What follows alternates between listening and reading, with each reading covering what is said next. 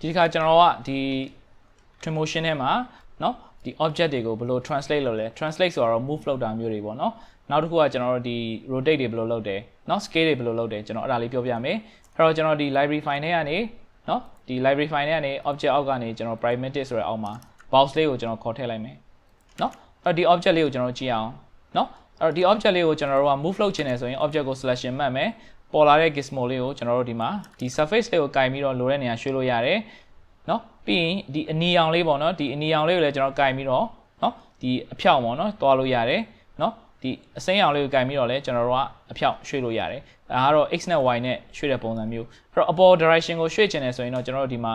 เนาะ arrow key လေးကိုကင်ပြီးတော့ရွှေ့လို့ရတယ်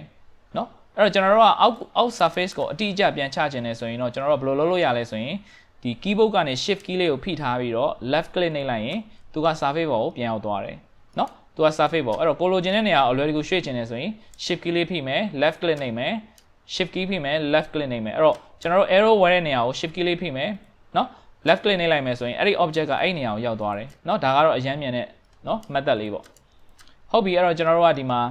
ဒီ move လုပ်တာเนาะ move လုပ်တဲ့နေရာမှာကျွန်တော်တို့ကဒီမှာ number လေးတွေရိုက်ထည့်လို့ရတယ်အဲ့တော့ကျွန်တော်တို့ရဲ့ဟို mouse လေးကိုပေါ့နော်ဒီနေရာမှာဝဲလိုက်ပြီဆိုရင်သူက number လေးတွေပေါ်လာတယ်00နေရာမှာကျွန်တော်1လို့ရိုက်ထည့်လိုက်မယ် enter လို့နှိပ်လိုက်မယ်ဒါဆိုသူက1 meter move ဖြစ်သွားတာပေါ့နော်အဲ့တော့ကျွန်တော်တို့ဒီမှာ -1 လို့ပြန်နှိပ်လိုက်မယ်ဆိုရင်ဒီဘက်ကိုပြန်ရောက်လာမယ်အဲ့တော့ဒါကတော့ကျွန်တော် number လေးနဲ့ရိုက်ပြီးတော့လည်းလုပ်လို့ရတယ်အဲ့တော့နောက်တစ်ခုကတော့ကျွန်တော်ဒီမှာ rotate ဆိုတာလေးတွေ့လိမ့်မယ်เนาะအဲ့တော့ rotate ကတော့ကျွန်တော် rotate လုပ်ချင်တဲ့ဘက်ကိုကျွန်တော် rotate လုပ်ချင်တယ်ဆိုရင်ဒီမှာလှည့်လို့ရမယ်အဲ့တော့ဒီ curve line လေးတွေမှာလိုက်ပြီးတော့ rotate လှည့်လို့ရတယ်เนาะဒီ red line လေးတွေမှာလှည့်လို့ရတယ်เนาะအဲ့တော့ကျွန်တော်တို့က shift key လေးနဲ့မှာပြန်ပြီးတော့တက်လိုက်မယ်เนาะအဲ့တော့ကျွန်တော် shift key လေးနဲ့ပြီးတော့ပြန်ပြီးတက်ချင်ရင်တက်လို့ရတယ်အဲ့တော့ကျွန်တော်ဒါလေးတွေကိုပြန်လှည့်လို့ရတယ်အဲ့တော့ number လေးတွေရိုက်ထည့်ချင်တယ်ဆိုရိုက်လို့ရတယ်အဲ့တော့ဒီနေရာမှာကျွန်တော်ကเนาะဒီမှာလှည့်လိုက်တဲ့အချိန်မှာ5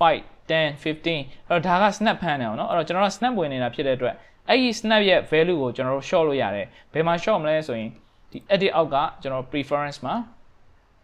เนาะကျွန်တော်ဒီမှာ gizmo အောက်မှာသူ့ရဲ့ snap angle ကိုကျွန်တော်တို့1 degree change လို့ရတယ်เนาะအဲ့တော့1 degree change လိုက်ရင်တော့ဘယ်လိုဖြစ်သွားမလဲဆိုရင်ကျွန်တော်တို့က rotate လဲတိုင်း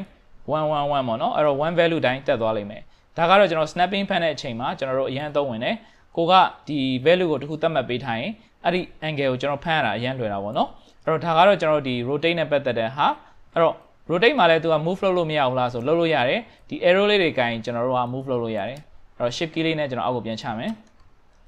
နောက်တစ်ခုကတော့ကျွန်တော်တို့ဒီမှာ scale เนาะအဲ့တော့ scale ကတော့ကျွန်တော်တို့ဒီ